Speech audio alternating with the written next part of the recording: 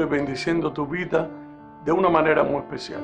Yo soy René González, ministro de un nuevo pacto, y quiero darte la bienvenida a otra reflexión basada en el misterio de la gracia. Y en el día de hoy estaremos hablando acerca de no pensar más allá de lo que está escrito.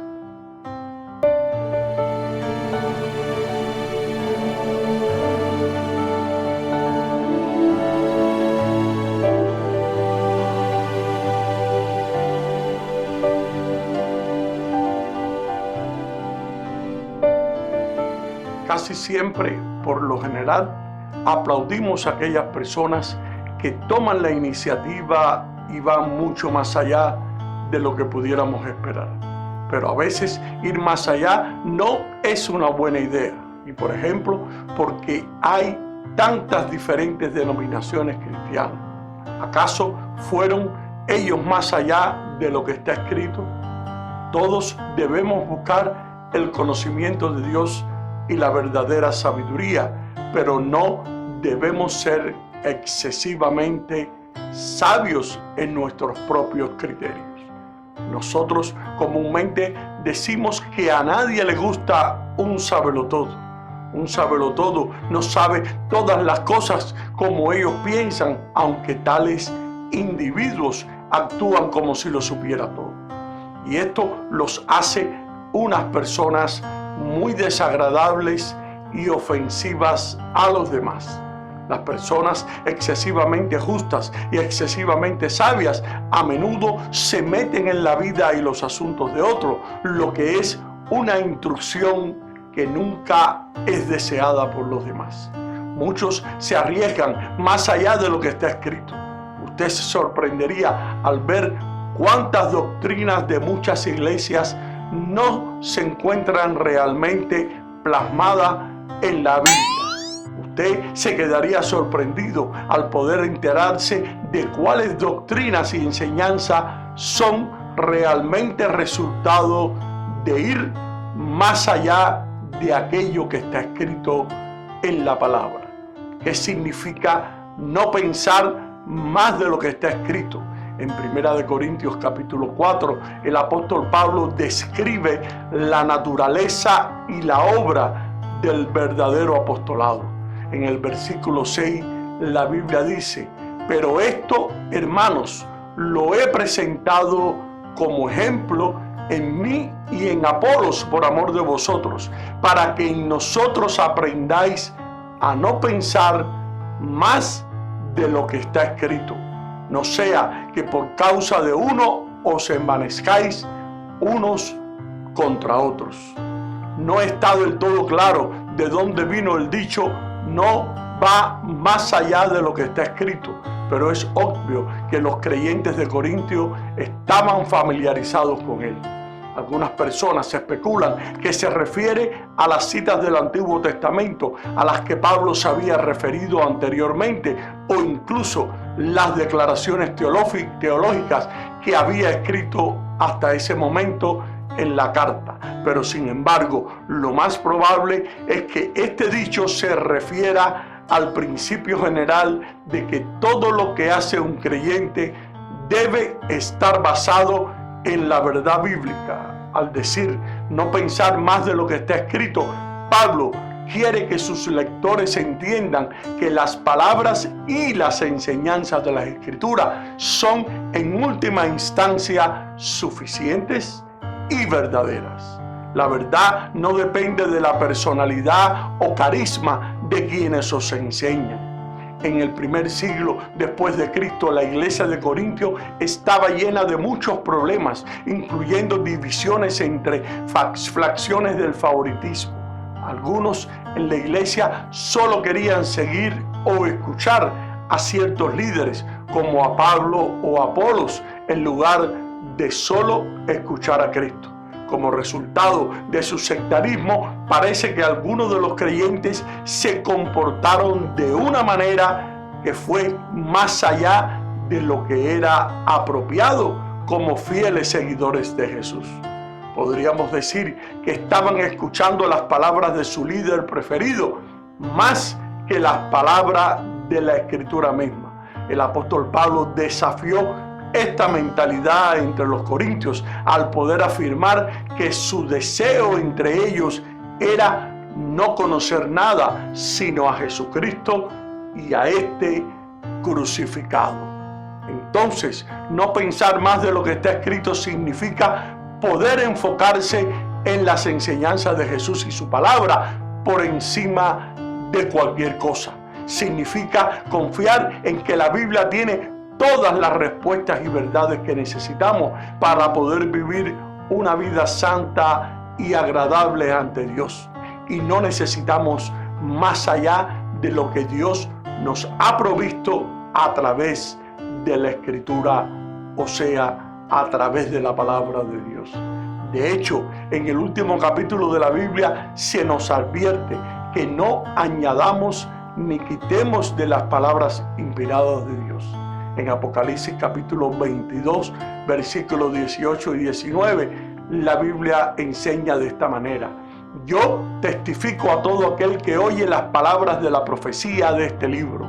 Si alguno añadiera a estas cosas, Dios traerá sobre él las plagas que están escritas en este libro. Y si alguno quitare de las palabras del libro de esta profecía, Dios quitará su parte del libro de la vida y de la santa ciudad y de las cosas que están escritas en este libro.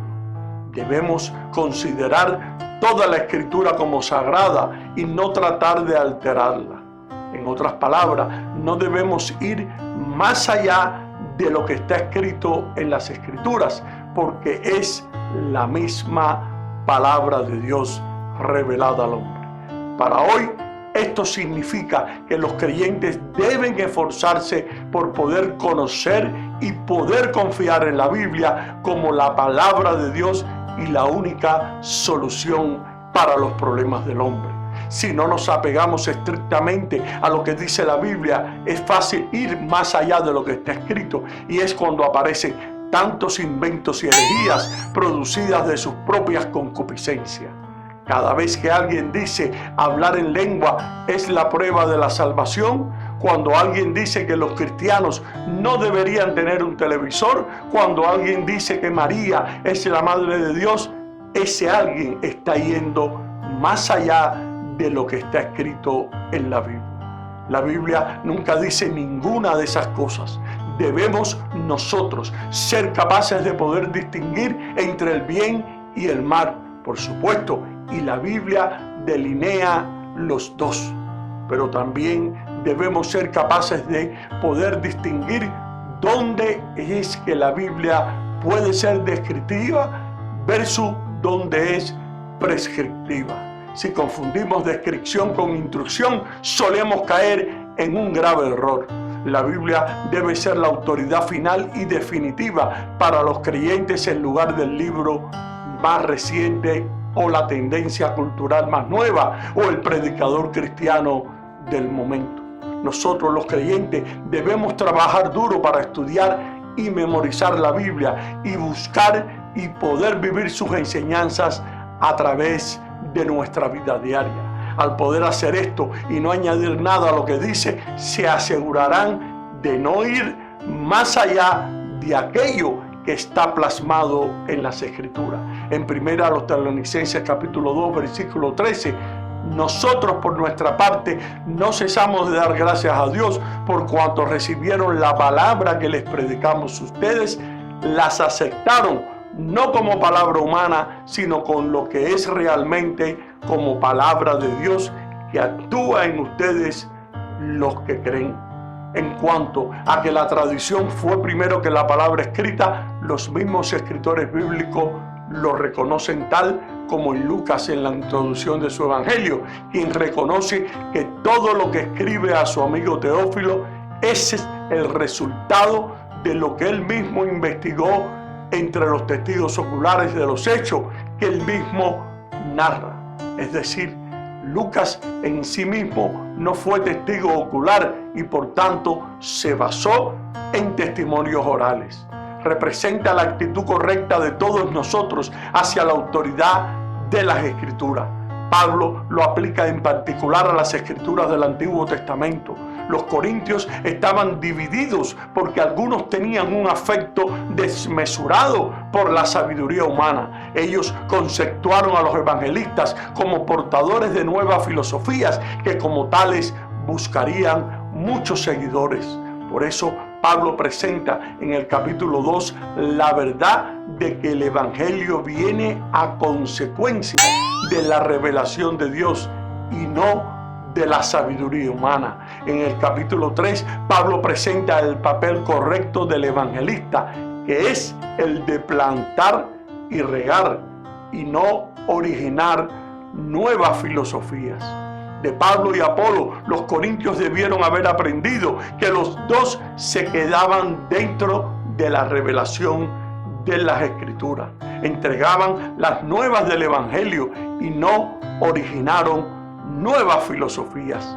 Pablo ya había citado las Escrituras del Antiguo Testamento y ciertamente él y Apolo se sometían a lo que decían las Escrituras y estaban plasmadas en ellas.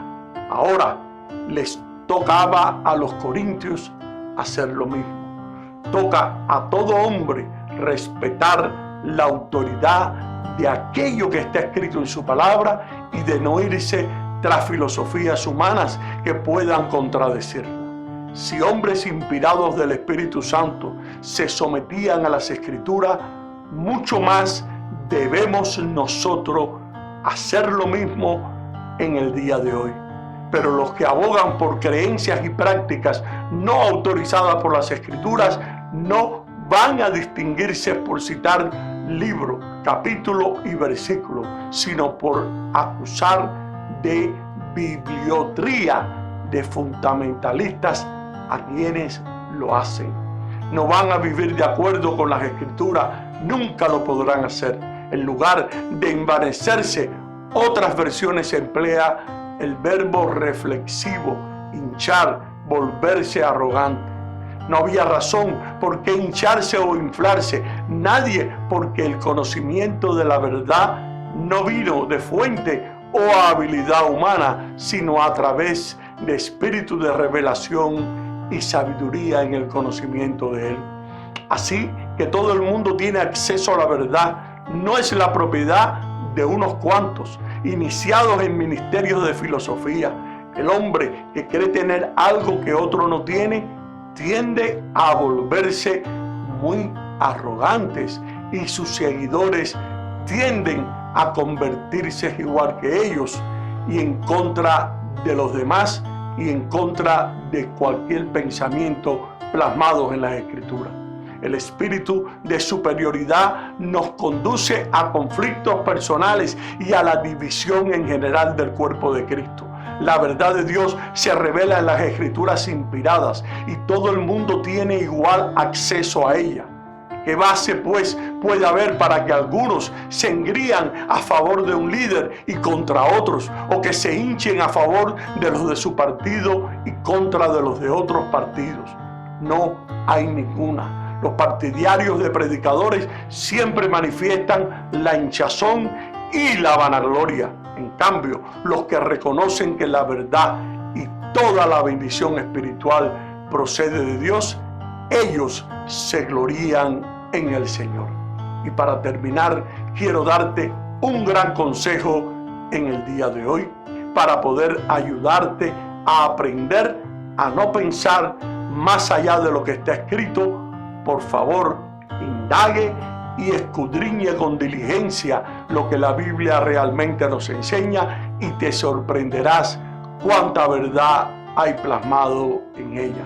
El apóstol Pablo le decía a Timoteo: procura con diligencia presentarte a Dios aprobado como obrero que no tienes de qué avergonzarte, que trazas bien la palabra de verdad.